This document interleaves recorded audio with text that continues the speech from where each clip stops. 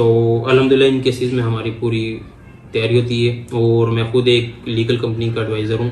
सो जहाँ पे मैं इस तरह के केसेस को हैंडल करता हूँ। जी अस्सलाम वालेकुम, my name is Ruman Bashir and I deal civil and criminal cases. This is my premier start, don't be bothered with this. So today our topic is about 489F.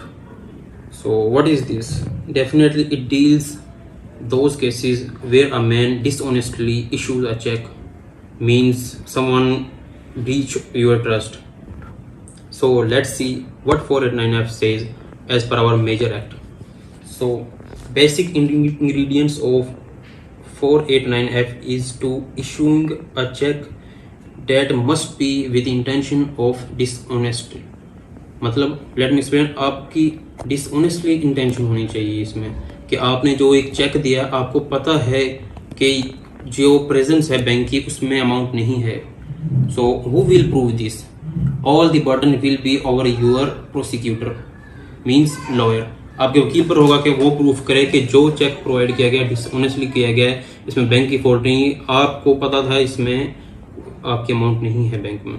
So come to the CRPC, punishment का procedure इसमें क्या है। मैं आपको book से इसलिए समझा रहा हूँ कि कुछ लोग वीडियोस बना रहे होते हैं कि उसमें, लेकिन उसका बिल्कुल लॉ से लिंक नहीं होता। इसमें आप थोड़ा सा एक खुद ट्रस्ट होगा कि जी लॉ हमारा क्या कहता है।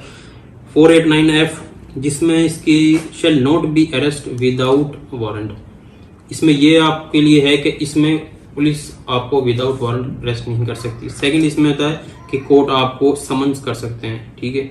और थर्ड इसमें होगा कि इज दिस बेलेबल और नॉट, डेफिनेटली ये बेलेबल ऑफेंस है, आपको इसमें बेल हो जाती है। सेकेंडली कंपाउंडेबल ये नहीं है, इसमें आप कॉम्प्रोमाइज नहीं कर सकते without the court's intention. So if you come to the punishment और फाइन ऑफ 489F, सो 1 साल की इसमें सजा होगी आपको और इसमें फाइन भी हो सकता है। सो ये case magistrate of the first class के पास हियरिंग इसकी की जाएगी।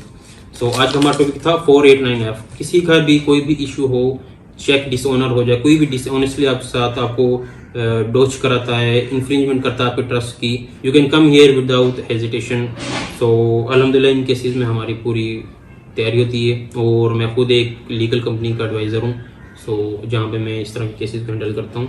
तो कोई भी आपसे इशू हो पर्सनली, आप विदाउट हेजिटेशन कोई भी फ्री ऑफ कॉस्ट मेरे पास आ सकते हैं। इस तरह के केसेस मैं बिल्कुल फ्री ये कर देता हूँ हैंडल। जो आपका कोई थोड़े बहुत इशू होंगे आप मुझसे फ़ोन पे इशूज़ डिस्कस कर सकते हैं। Thank you.